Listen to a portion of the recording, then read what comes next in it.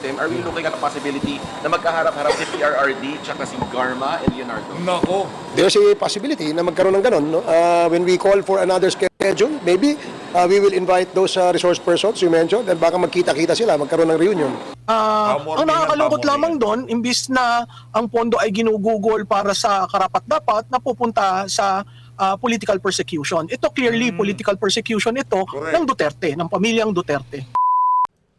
Kumusta ho kayo lahat dyan mga kababayan? Welcome back sa PH Update. Muli ho tayong nagbabalik sa panibagong reaction video. Dito sa video na to, pag-usapan ho natin ang sagot nitong si Marcos Jr. kaugnay dun sa mga naging statement nitong si dating Pangulong Rodrigo Duterte dyan sa TWADCOM. Nahanda siyang makipag-cooperate sa ICC. Ito naman mga media na to, di na kayo mabiro. As if naman nagagawin talaga yan ni Tatay Digong. Ang sabi ho nitong si Marcos Jr., "We won't stop Duterte from cooperating with ICC, but PH government will not aid ICC." Weh. Iba naman sinasabi ng executive secretary mo eh. Okay lang sana kung yung mga nakapaligid sa'yo, ganyan nga ang tayo nila kaugnay dyan sa issue ng ICC na yan. At dito ho mga kababayan, pakinggan ho natin ang mga punto de vista nitong si Prof. Malutikia. Kaugnay pa rin ho doon sa mga litanya nitong si Antonio Trillanes dyan sa TWADCOM. Noong isang araw. Pero bago lahat ng yan, isang subscribe, isang like at isang subscribe lang ho, sapat na ho sa atin yan. Sa mga hindi pa ho nakasubscribe sa PH Update, yan ho ang pinakalibre sa lahat ng libre, yung pagsasubscribe. Isang pindot lang ho yan, no? Isang pindot lang, no? Maraming salamat ho mga kababayan sa mga nag-subscribe na. Sa mga hindi pa nakasubscribe, click nyo lang ho yung subscribe button dyan sa baba. Ayun na nga mga kababayan, di na ho natin patatagalin to, no? Ratyadahin ho natin. Diretso na ho tayo dito kay Prof. Malutikia. Game! Mga tagapakinig. Nakapanood ka ba Yo. sa Sarsuela? Ano ba nga masasabi mo doon sa Quadcom hearing? Kasi una, inimbita, hindi dumalo si PRRD kasi sabi nga niya na, enough na yung nasa Senate. Tapos, nag-imbita ulit, no? Nagbabaka sakali, si PRRD naman, nagsabing dadalo na siya. No? Tapos, biglang kinansela yung pagdinig. Kinansel. Tapos, naisip ulit nila Correct. na, ituloy na lang natin. Ano masasabi mo dito sa Atras Abante? Well, Literal ho na yun talaga nangyari dyan sa TWADCOM, no? Atras abante ho sila. Ituloy, tapos kinansela, tapos tinuloy na naman. Ganyan ho sila dyan sa TWADCOM. sa tingin ko, Admar, kaya nagkaroon ng atras-abante kasi gusto nilang i-control yung naratibo. Correct. At palagay ko, pinag-aralan nila ng maigi kung paano madidiin si dating Pangulong Duterte sa issue ng EJK. At lumalabas nga na dito sa kanilang pag-uusap, nagkaroon ng surprise resource person, ang datihang Senador Sonny Trillanes, na wala namang bagong pinakita, wala namang bagong sinabi.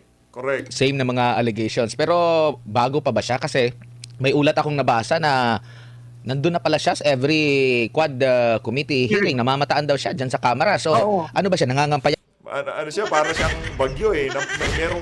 Merong namumuong sama ng ugali diyan sa House of Representatives ng ngangalang Antonio Trillanes. Alam ko, Quezon City yung camera.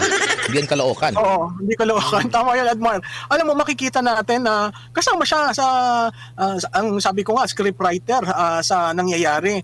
Bakit napakahalagang i-point out na ngayon lumabas siya, nag-oath siya, at inulit niya yung sinabi niya noong 2016.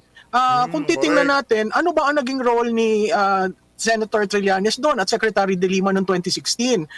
Pumunta sila sa Davao hindi para alamin talaga yung DDS dahil ang DDS naman talaga iba ang ibig sabihin sa Davao. Pumunta sila para maghalukay. Yung tinatawag na opposition research sa political management. Naghahanap ka ng pwede mong ipukol sa iyong magiging kalaban. So parte sila ng effort na mag-dig dirt para kay then Mayor Duterte dahil magiging kalaban ni at the time Secretary Mar Rojas. So para ilabas muli ang listahan ng bank account na lahat naman tayo nakakakita ano bang hitsura ng bank account, no, yung statement, ibang-iba dun sa kanyang pinakitang listahan. Kung titingnan ninyo, pwede pang ihalin tulad yung listahan na yan dun sa listahan na ginawa kay Chief Justice Corona, no? Kung natatandaan ninyo, yung kay Chief Justice Corona, pinagsama-sama lahat ng mga deposit, whether peso, dollar, or whatever. Pinagsama-sama, it created a list. Kaya nga noong si VP Sara, habang pinipresenta nitong si Antonio Trillanes yung mga listahan niya ng mga bank accounts kuno na merong lamang bilyong-bilyong halaga, naspatan ho itong si VP Sara na natatawa lang ho siya dito kay Antonio Trillanes. Ano naman ho kumbaga naggagamitan lang itong Tuadcom at itong si Trillanes. Si Trillanes, siyempre, merong impluensya at saka pera dyan sa dyan sa paggalaw na yan at talagang magagantihan niya o mababalikan niya itong si dating Pangulong Rodrigo Duterte na talagang sa nakalipas na 6 na taon, wala ho siyang inatupag, di na ho ata natutulog yung mama na yan. At pagbanat lang ho kay dating Pangulong Rodrigo Duterte ang kanyang inaatupag. Ang benepisyo nun sa kanya talagang yung sulido, yung atake kay dating Pangulong Rodrigo Duterte at talagang yung obsesyon niya kay Tatay Digong kahit wala na sa opisina itong si Tatay Dig, tuloy-tuloy pa rin yung pag-atake nitong si Trillanes. At ito naman hong mga ito naman nasa Tuadcom ang benepisyo naman ho na makukuha nila para dito kay Martin Tambaloslos Romualdez. Talagang gamitan lang ho. Ano ho ngayon yan gamitan ika nga. No, yan ho talagang laro diyan sa House of Representative lalo na diyan sa Tuadcom. Gamitan. Kung pagka meron silang pakinabang dito kay Trililing, habang meron silang pakinabang, okay yan. Magsalita dyan sa Tuadcom. Pero pagka umabot na dun sa punto na wala na naman silang pakinabang dyan, kapwera na naman ho yung mama na yan. Kaya habang relevant ka pa sa mga individual na yan, Trililing, sulitin mo na. At yung pangangampanya mo, galingan mo. Naku, balita ko, napakakulelat mo dyan sa Caloocan. And it created an impact na ganitong kalaki ang pondo na pag-aari ni Chief Justice Corona. Ganon din ang inulit ngayong kahapon na makikita mo doon joint account daw, makikita mo doon mali ang pag-type ng pangalan, makikita mo doon walang account number. So ano yung listahan na yon? No, ang Pilipino dapat maging mapanuri. Ano ba yung mga pinapakita na supposedly evidence? Admissible ba siya sa korte? Kasi ang alam ko, hindi pa naman nare-repeal ang bank secrecy law. So para maghayag ang dating senador ng bank accounts, ang question doon, who allowed you to pierce these bank accounts? Ikaw ba ay AMLA? Meron bang inquiry tungkol sa dating Pangulo? Kasi kung titingnan mo at hindi mo alam ang kasaysayan, noong 2016 linabas na yan. At noong 2016 sinabi na kung mapoprove mong sa akin, o edi yung perang yan. So hindi ko maintindihan kung bakit 2024 na ngayon, mahigit na 8 taon, yung pa rin ang evidence. Kaya nakakatawa dahil binibigyan ng importansya ng House of Representatives ang isang katulad ni Trillanes. Ayun na nga mga kababayan, dito sa bahagi ng video natin na to, shoutout ho muna natin itong si Ma'am Lorna Forgosan. Maraming salamat Ma'am Lorna. Salamat to. Ingat ho kayo, mega love shoutout. Maraming salamat. Ma'am Lorna Forgosan, maraming salamat to. At para doon po ho sa hindi pa nakasubscribe at nanonood ngayon, i-click nyo na ho yung subscribe button. Ay double check nyo, baka hindi pa ho kayo nakasubscribe. Isang click lang ho yan. Kumbaga, walang bago doon sa kanya mga akusasyon, ganun pa rin, lalo na yung sa illegal na droga, even before natalakay din ito sa pagdinig, wala namang pag-usad ukol dito. Tsaka bumabalik yung videos niya yung bago yung 2016 ata, during campaign siguro, na hindi corrupt si PRRD. Nabanggit niya, kumakalat ngayon sa social media. At kung di ako magkakamali, tama ba na pumunta daw ito sa para hingin ang na maging katandem ni PRRD, no? Presidente, oo, tama yan, Admar, no? Yung recollection natin, meron kasing institutional memory. Yun yung kagandahan ng social media, lahat ng binigkas mo noong 2016 will haunt you. Ang nakakalungkot lamang dito, kung noong 2016 hindi siya nag-file ng kaso, at natapos ang administrasyon ng Pangulong Duterte at ngayon inaandyan na naman siya. Saan ka naman nakakita? Anong klaseng paninirang puri itong ginagawa? Ang pagkakaiba lamang, ito ay nag-testify Wala sa siya. hulog si So Trillanes, nag-oath siya at sinabi niya na totoo lahat ang sasabihin niya at saka ang bago dito, hinayag niya na may mga ground siya for impeachment ng Vice Pangulong Duterte. So yun siguro ang bago, pero kung paano mo i-recycle ang 2016 quote-unquote evidence para sa Vice Presidente, yun ang hindi ko maintindihan kasi ini-invoke niya ang betrayal of public trust, sinasabi niya may plunder daw, pero kung titingnan mo yung ebidensya, saan doon ang plunder, nasaan doon ang betrayal of public trust? Nung ginawa niya yung presentation niya ng 2016, ano ba si Vice Presidente Duterte, hindi ba mayor? So hindi ko maintindihan yung lohika ng paggamit niya ng datos na alam mong hindi naman totoo at datos na alam mong lumang-luma na, pero ini-insist pa rin niya na yun ay makatotohanan at karapat-dapat sa ngayong panahon. Maling-mali yun. Tsaka sa haba na ng itong mga akusasyon na ito, bakit wala pang kaso na isinampa? Parang napaka-late na nga parang itiniming na nga ngayon itong kaso na ito, lalo na medyo alam mo na yung pag-alyansa ng yung sa Uniteam nagbago. Parang sinamantala ito dahil ang naiba na ang landscape ngayon. Dati ang kalaban ng Dilaw ay itong Uniteam nga, no? Grabe nga itong Dilaw kumakabanat kay Bongbong Marcos mula pa noon, no, noong 2016 na elections sa vice presidential, no. And ngayon, parang sila na ang Uniteam. At ang naging oposisyon na ay itong sa hanay ng mga Duterte. So kumbaga hindi ito nagkataon lang, Prof. Oo. Hindi yan nagkataon, Admar. Plinano, ako, I will even say na ang scriptwriter si Sonny Trillanes. He was aided, abetted, and enabled by the powers that be. And who would this be? I'm calling a spade, si Speaker. To a certain degree, ang mga tao sa Office of the President, hindi ko alam kung si Presidente Marcos alam ito o ang kanyang First Lady alam na ito. Pero Malamang mga kababayan, alam ho yan itong si Kokak, no? Imposibleng di ho niya alam yan, yung mga nangyayaring kaganapan na yan. Close na close ho sila dalawa ni Tamba, di ba? Sa mga larawan, kitang-kita niyo naman, no? Talagang dikit ho yung si Tamba at yung si Kokak. Kaya imposible ho na hindi ho niya alam lahat ng kaganapan na nangyayari na yan. At di ho tayo naniniwala na walang kumpas ng Malacanang yan. Sa kahaba-haba ng kasaysayan, kung sinong nasa Malacanang, kontrolado ho niya yung sino yung nandyan sa House of Representatives. Kahit nung panahon pa ni Tatay Digong, nagpapabibuhan yung mga yan, nagpapagalingan, nagpapapansin sa presidente kung sino yung pinakabibo. Diba? Ganun ho sila nung panahon ni Tatay Digong. Bida-bida lahat sila. Kaya imposible ho na walang kinalaman ng Malacanang sa mga nangyayari na yan dyan sa Tuwato.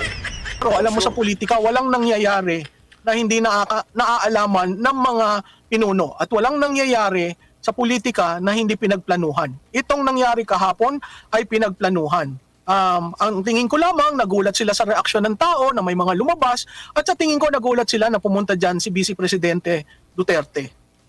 Itong issue rin na ito, yung mga makakaliwa, alam natin din yung linyahan nila almost same. At itong mag-ama naman, lalo na itong si dating Pangulong Rodrigo Duterte ay una naging kaibigan ang makakaliwa, no? And to a certain point kasi hindi daw magandang kausap, yun, naging magkaribal, no? At naubos ang ang pwersa nila sa panahon ni dating Pangulong Rodrigo Duterte. At ngayon sila yung parang same, pati yung sa ICC, lahat sila yung dito sa mga dilawan, and never give up pa rin sila mula noon hanggang ngayon. At napapansin natin itong ICC laging lumulutang dito sa issue na ito.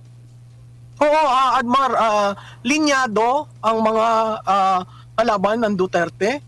Linyado na kinokonek sa EJK dahil pag na-connect mo sa EJK, makokonek mo sa ICC.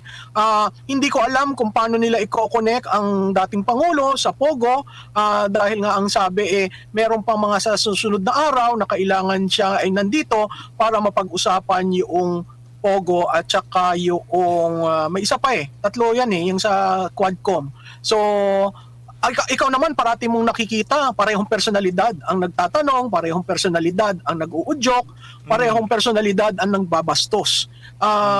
So ito ay ika-11th hearing na at makikita natin hindi siya normal na committee kasi inaabot hanggang hating gabi.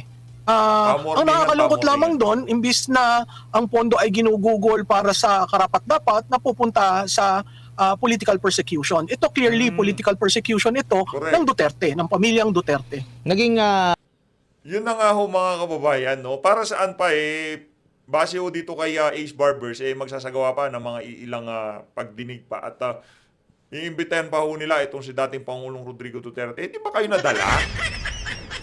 No, parang wala ho silang kadala-dala doon sa mga naging sagot ni Tatay Digong. Kahit paano nyo paikot-ikutin, litunin niya si Tatay Diggs, wala kayong mapapala dyan.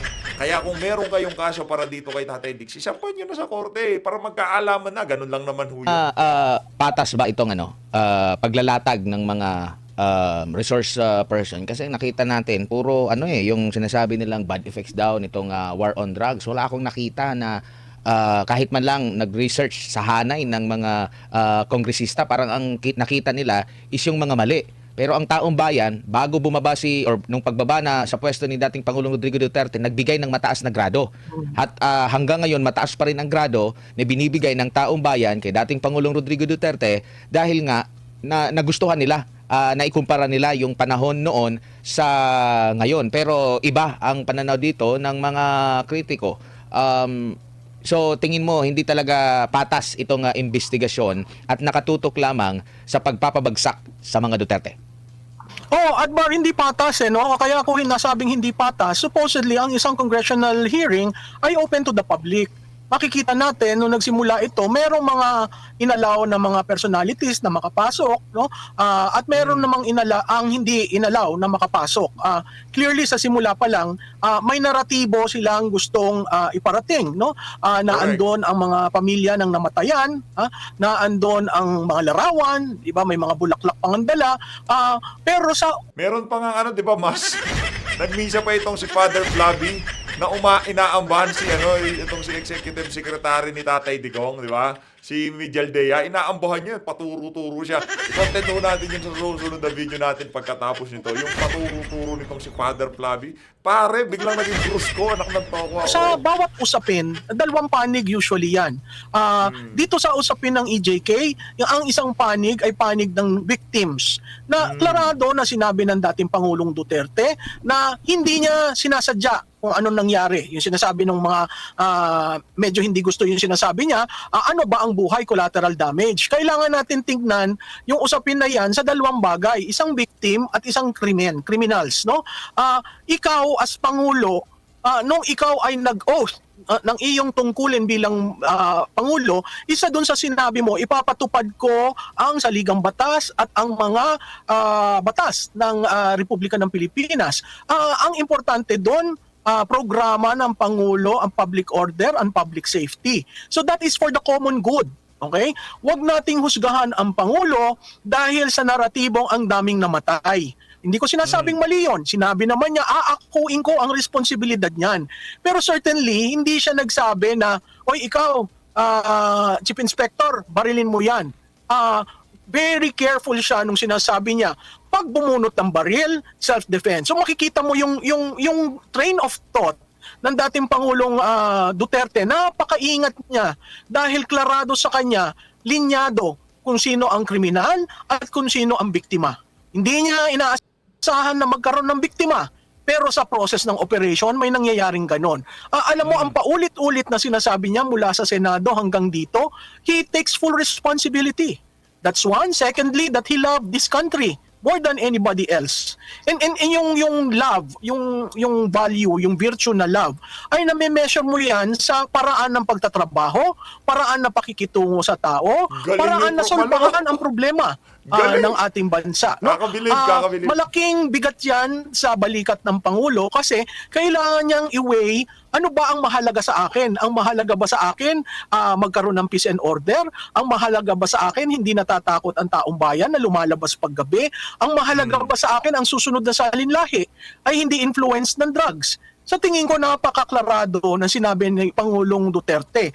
Yun ay programa niya. Okay? Kaya yung mga bumabanat, ang bawat Pangulo ho may kanya-kanyang programa. Nagkataon ho dito sa Pangulong ito, si Pangulong Duterte, ang public order and security ang napakahalaga. Kaya yun naman ang ginampanan niya. Kung titingnan natin si dating Pangulong Gloria Macapagal Arroyo, ekonomiya. Kaya nga ginampanan niya, di ba?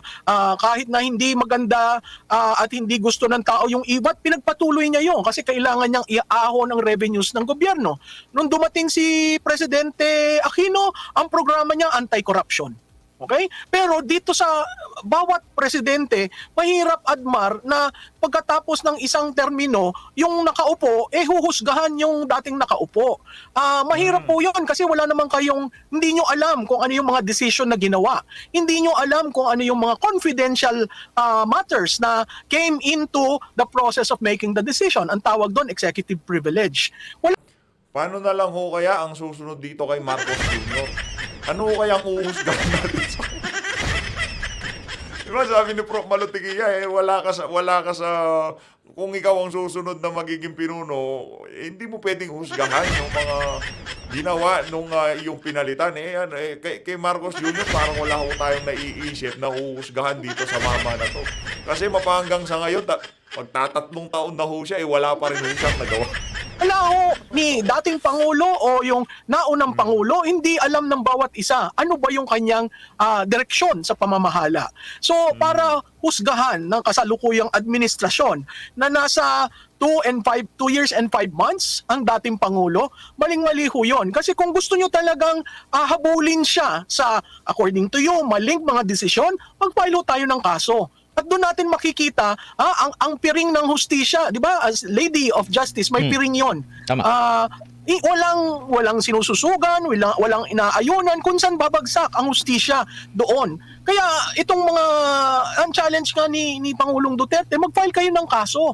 Kasi doon lang natin mahuhusgahan at whether yung evidence na pinagsasasabi nyo ay totoo and can stand the rigor of test sa court of laws, hindi sa court of public opinion.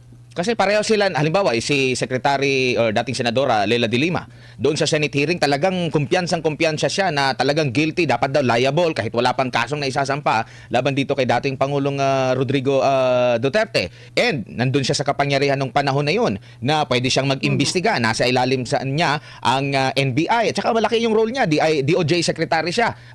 Naging CHR siya, naging DOJ Secretary, naging Senador pa. Hanggang ngayon, wala pang naisasampang kaso. Na ngayon dito naman sa Quadcom hearing, ganun din yung mga aligasyon. Ang nakikita ng taong bayan, puro na lang paninira, wala namang paghahain ng kaso. Kaya sabi nga ni dating Pangulong Rodrigo Duterte, magsampa na lang kayo ng kaso para at least siya rin, nandun siya sa patas. Kasi dyan, puro paninira lang Walang talagang wala kang makikita na at least maging pantay, wala ngang kinuha yung side ng mga naging biktima ng illegal na droga, biktima ng krimen, nakarumal-dumal na krimen na dahil sa bangag sa pinagbabawal na gamot. Yung mga pamilya na nabago ang buhay simula nang magkaroon ng war on drugs at nakapagsasabi na naging matiwasay yung kanilang komunidad, wala nang black sheep sa kanilang pamilya kasi natulungan yung kanilang anak. Correct. Wala tayong ganun, wala ngang datos na ganung lumalabas, puro negative lahat dito kay PRRD. Pero pag i-match mo ito sa mga surveys, pagdating dito kay Pangulong Rodrigo Duterte, hindi nagtutugma. Dapat kung puro negative ang epekto nitong illegal na droga, war on drugs, dapat doon sa isi-survey mo yung tao, magmamatch siya. Ayun na nga, tama ho yung sinabi na yon nitong si Sir Admar dito sa bahagi ng video natin na to. Dumako ho muna tayo dito sa mga punto de vista nitong si Marcos Jr. kaugnay dun sa mga naging litanya nitong si dating Pangulong Rodrigo Duterte. King.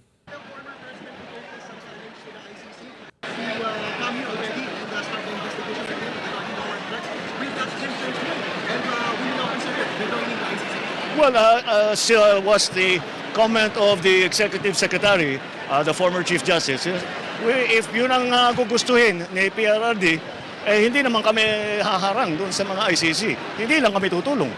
Ngunit, Hindi tutulong. Ang naging estratehiya ho kasi nila, hindi sila tutulong pero pag-uusapan sa publiko yung issue, yung mga ipinupukol na issue kay dating Pangulong Rodrigo Duterte. Sa gayong paraan, kahit na hindi tumulong ang pamahalaan, freely ho nilang makukuha yung mga impormasyon na to, yung mga galit kay Tatay Digong, kagaya nitong si Trillanes, malaya ho nilang makukuha yung mga impormasyon na yon at maibibigay diyan sa ICC. Hindi nga naman tumulong ang Estado, pero sa pamamagitan ng TWADCOM, yung mga ganyang klaseng hearing, napag-uusapan at nagkakaroon ng public record na kung saan kinukuha naman yon nitong mga walang hiyang personalidad kagaya ni Trilliling at ibinibigay sa ICC. Hindi nga kayo tumutulong. Kung gayon, palakpakan. Bulahan na naman, sir. Bulahan. Kung pumapayag siya na makipag-usap siya o magpa-imbestiga siya sa ICC, nasa kanya yun. Wala nang kaming desisyon doon. Alright? Sir, with all the admissions, don't you think the DOJ should also initiate reinvestigation of Ako, di abogado yan. the murders during the previous administration's term? Well, it's right now that is being done by the PNP. And so we're waiting for their findings. But Kung umabot ko kayo sa bahagi ng video natin na to at hindi nyo pa naklik yung subscribe button dyan sa gilid, i-click nyo na ho yan mga kababayan. Nandiyan subscribe button. Click nyo lang ho yun, okay na yun. you know, all of the testimony that was given yesterday really will be taken in and will be assessed to see what in legal terms what is the real meaning and consequence of some of the statements made by PRRD. Now that will result in a case being filed here in the Philippines. We will just have to see. The DOJ will have to make that assessment. Have you made instructions to the DOJ or to the PNP? I'm sorry? Have you made express instructions to the DOJ or to the PNP to conduct these investigations? Well, we are always monitoring all of these things because the question on EJK has not yet been answered. Who is responsible? And we had some of the mothers of some of the victims that were there, and up to now they have not seen the justice for the murders of their children. And that's still so that that is the DOJ's responsibility to continue to Yeah, iisa ho ang kanilang mga litanya. Kaya pagka sinasabi ng mama na yan na hindi makikipagtulungan, examine all Brad, bits of comments, of statements, of testimony, and eventually of evidence to see if that justifies a case to be filed. Sir, after nag-signing mo ng dalawang bagong batas, yung maritime at archaeology, pinatawag yung Philippine Ambassador sa China. Nag-report na po ba siya sa inyo? Ano yung marching order sa kanila? Wala naman. Ay, sinasabi nila, ino-objectan nila. Sinasabi nila that we do not agree and they will continue to protect what they define as their sovereign territory. Of course, we do not agree with their definition of sovereign territory. So, wala naman na pinagbago dahil ganun pa rin ang sitwasyon natin, ganun pa rin ang posisyon natin. Sir, you have always been adamant na hindi nyo kinikilala ng jurisdiction ng ICC. We will not cooperate with them in any way, shape, or form. Pero yung statement po ni ES, ang net effect po nun is that we will ultimately cooperate with ICC, lalo kung dinaan daw po nila sa Interpol. Is that a change of position? No. You have misread it. We do not cooperate with the ICC. That is the position of this government. Pero pag ni-red notice po ng Interpol, we will be obliged to participate. As Secretary Remulla explained before, we have obligations to Interpol, and we have to live up to those obligations. And therefore, the net oh, effect, ganun din po. We'll see. Masasailalim We'll see. oh, yan, nagkakanda buhol-buhol na ho sila mga kababayan. Sabi ni Lagdameo, ay nitong si Bersamin, pag nagpadala ng red notice ang ICC ay ang Interpol sa pamamagitan ng ICC sa pamamagitan ng Interpol tatalima daw ang ating bansa dahil meron tayong kasunduan diyan sa Interpol na yan. So in effect makikipag-cooperate pa rin kayo. Kasi yung red notice yung warrant ang ibibigay nila sa Interpol tapos makikipagtulungan kayo sa Interpol. Yung nasa likod ng Interpol, ICC.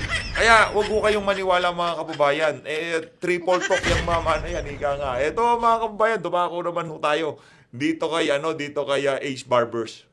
Eto, pakinggan ho natin kung saan na nga ba hahantong ang Quadcom hearing na yan kung malapit na bang matapos sa pag-attend na yan itong si dating Pangulong Rodrigo Duterte. Galing ho mismo kay Robert Ace Barbers. Game.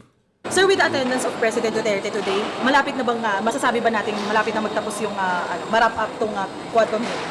Dun sa usapin sa EJK, mukhang meron ng para sa akin I don't know if my colleagues will share my opinion, but in my opinion, medyo sufisyente na yung aming nakuhang impormasyon tungkol sa EJK. As to the kasi alam mo, you're talking of about 6,000, between a range of 6,000 to 10,000 people who were killed. So hindi naman natin kailangan isa-isa. Anak ng tawa. Ang galing mo nila magsalita ng 6,000, 7,000, 20,000, 30,000. Gawin nyo ng 100 milyon. Wala kaming pakialam. Mga pinag-uusapan natin dyan, mga kriminal, mga durugista.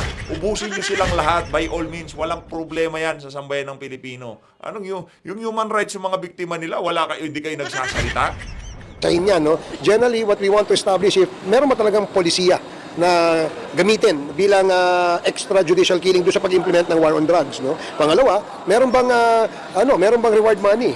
Pangatlo, meron bang talagang direktang utos mula sa mga tao sa taas, no? Not necessarily the president, because this could have come from maybe the chief PNP or whoever else, or whoever, kung sinong merong power or authority to issue such an order. Sir, i-insist ba ng Quad makuha yung bank secrecy waiver ni PRRD na yun yung pinagtatalunan nyo last kanina? Oh, kasi kanina, if you remember, when he was first asked about that bank waiver, pumayag siya, di ba? At nung pumayag siya, meron tayong ready pro forma document that all he has to do is just sign this and automatic waiver na po yun doon sa kanya mga bank accounts, no? Paano nga naman, no? Okay. Akala, ano siya, kumbaga, sige, pipirma ako.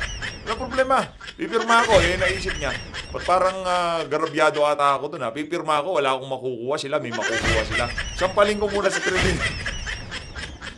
sabay cambio ni Trillanes, di ba? Namutlao siya nung aamban na siya ni Tatay. But when he was asked again, medyo nagbago, no? At sinabi niya na, ba't ako pipirma, no?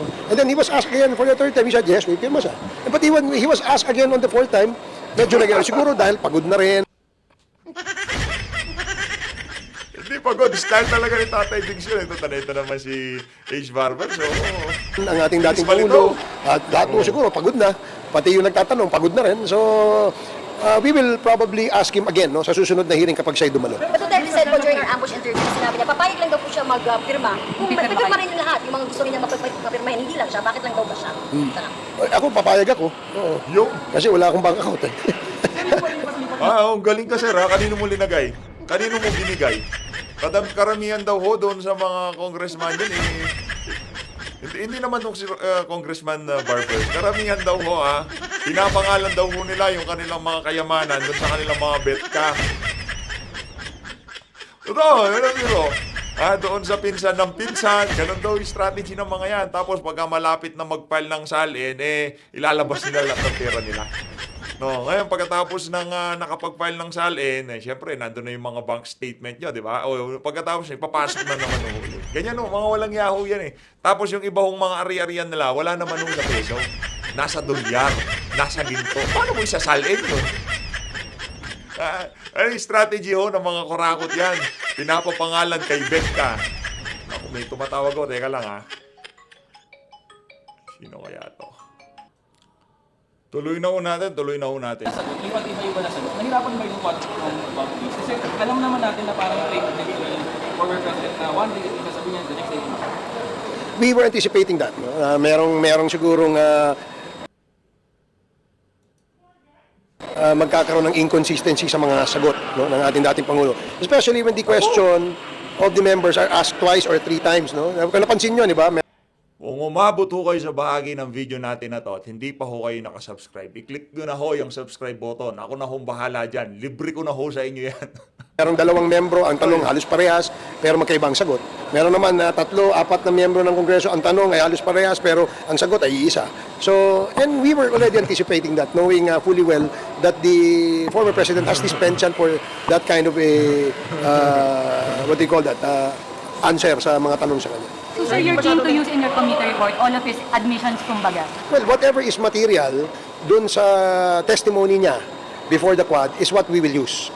And definitely, yung mga punto na nakuha namin o yung mga information na yan, ay mailalagay namin yan sa aming committee report. Ang tanong, ito lang naman ho, simple lang naman ho ang tanong dito. Anong mapapala nyo Diyan sa mga banat nyo na yan, kay dating Pangulong Rodrigo Duterte. Positibo nga yung pagtanggap ng publiko diyan sa mga banat nila kay Tatay Digong. Lalo lang kung na-emphasize yung kahusayan, 'di ba? Yung dedication niya sa trabaho, 'di ba? Sobrang dedicated ho siya nung mga panahon na 'yon. Talagang inalay ho niya yung pati buong katauhan niya, Minsan nga, pati kaluluwa niya, inaalay niya para sa mga kabataan. Ganun niya kamahal yung sambayan ng Pilipino. Kaya kung ano man ang isasampa nila o mga magiging rekomendasyon ng TWADCOM sa DOJ, sa mga ahensya ng pamahalaan, kung ano mga asuntong isasampa kay Tatay Digong, sa tingin natin, hindi magdudulot ng kabutihan yung mga pinaplano nyo na yan sa kandidatura ng inyong amo, kung ano man pinaplano nitong si Martin Tambaluslos Romualdez. And we will emphasize kung bakit at paano at sino nagsabi at anong benefit in including such a statement in our committee report. Pero hindi masyadong nahima yung reward system. Are we looking at a possibility na magkaharap-harap si PRRD tsaka si Garma and Leonardo? Nako. There's a possibility na magkaroon ng ganon when we call for another schedule. Ang tanong, sir, paano nakalabas ng bansa si Garma? Nung isang gabi bago tayo matulog, yun ang iniisip natin. Paano nakalabas? Meron siyang canceled visa papuntang Amerika. Paano siya nakalabas ng bansa? Diba? Canceled visa pero mapahanggang sa ngayon. Nasa Amerika pa rin. Ano nangyari? Ano bang nangyari? Okay. Baka kasama yun sa kasunduan dun sa kanyang affidavit, supplemental affidavit at executive session. Tama mali. Baka isa ho yun sa mga kondisyones. So, pagka yan, diniliver mo sa TWADCOM, sinabi mo yung mga yan na merong Davao model, lipad ka papuntang Jamaica. Kaso, pagdating doon, canceled pala. Hindi, dinouble cross ho nila itong si Garma, di ba? Padalin natin sa Amerika para manahimik na yan. Kasi talagang pagka napunta sa Senado, pipiyok at pipiyok yan. Di ba, pinapauwi na, nasa Amerika pa din. Kaya ang advice dito sa mga senador, kay na Senator Bato de la Rosa, hold muna, hintay ho muna natin itong si Garma. Huwag muna magsagawa ng susunod na hearing dyan sa Senado. Maybe we will invite those resource persons you mentioned and baka magkita-kita sila, magkaroon ng reunion. Sir, ngayon lang ba walang na-contempt? Parang tama ka dyan. Bakit kaya despite parang may mga panahon na... Well, alam mo, one thing I noticed, today's committee hearing, naging cooperative lahat ng ating mga resource persons. Including the former president. No! Hindi naging cooperative Hindi nyo nga mapasagot ng yes or no si Tatay Digong. Ang sabihin nyo, hindi lang kayo nakapag-anga. Si Paduano nga, isang beses lang nakasigot. Sabi siguro kay Paduano ng mga kasama niya, hoy, huwag kang gaganyan-ganyan, magmumukha tayong diktador dito, madaming nanonood, di ba? Kaya, sila, medyo alalay sila sa pagbira kay Tatay Digong doon sa nangyaring hit. Alam mo, in fairness to him, he was trying his best to control his emotions maybe and control his use of language that is not acceptable. So sa amin, malaking malaking bagay yon para sa Quad. At nagkaroon tayo ng isang kalmado at orderly na pagdinig dito sa usapin sa EJK. So as long na masusunod sila sa rules, wala naman talagang makukontempt? Wala talagang makukontempt as long as all the resource persons, including members, if there are any member of the committee that will violate any of the provision of our rules, then we will have to apply the same penalty. Pagka na-penalize namin sila, that will also be the same penalty na pwede namin i-apply sa ating mga resource persons. Kardema, kahit nandun nakaupo lang. Kardema. Oo, nandun kanina, but we warned him. Sabi namin sa kanya, because I think he was caught taunting si Attorney Colmenares. At kung sinabihan namin siya na walang ganyan dito at hindi ka pwedeng pumalakpak dito. Dahil we want to maintain the proper decorum and of course yung professionalismo ng ating mga tao nasa loob ng bulwagang yun. So speaking of decorum, dalawang beses po na... Ayaw nyo lang magkaroon ng pumalakpak. Dahil lalo lang maririnig ng sambayan ng Pilipino kung gaano kahusay itong si Tatay Digong. Yun lang naman yun. Bulahan na naman. Well, definitely, hindi namin ito tolerate yung mga ganon from the resource. Kasi wala namang may gusto na magkaroon ng ganyang klaseng gulo, But, well, knowing the former president, meron siyang ganong klaseng demeanor. We're not even sure kung nagbibiro siya o seryoso siya dun sa kanyang, sa kanyang kinilos, So, siguro pagka yan ay naulit-ulit, siguro talagang magkakaroon kami ng action dyan. Sir, kung yung mga victims na galing Cebu, Mindanao, sabi wala rin silang pamasahe pupunta dito, mag-offer din po ba yung Yes, no, if their testimony will be vital to our investigation, we will provide. Kasama naman po yan sa rules, Section 9 of the Rules of Procedure governing inquiries in aid of legislation. So nandun po yan, nasa Section 9 po yan. Ayun na nga mga kababayan, dito na ho natatapusin ang ating reaction video. Maraming salamat ho sa pag-support sa PH Update. Kung umabot ho kayo sa bahagi ng video natin na to at hindi pa ho kayo nakasubscribe, i-click nyo na ho yung subscribe button. Ako na bahala dyan. Libre ko na ho sa inyo yun. Maraming salamat. Mag-ingat ho kayo lahat. Mahalin natin ang Pilipinas.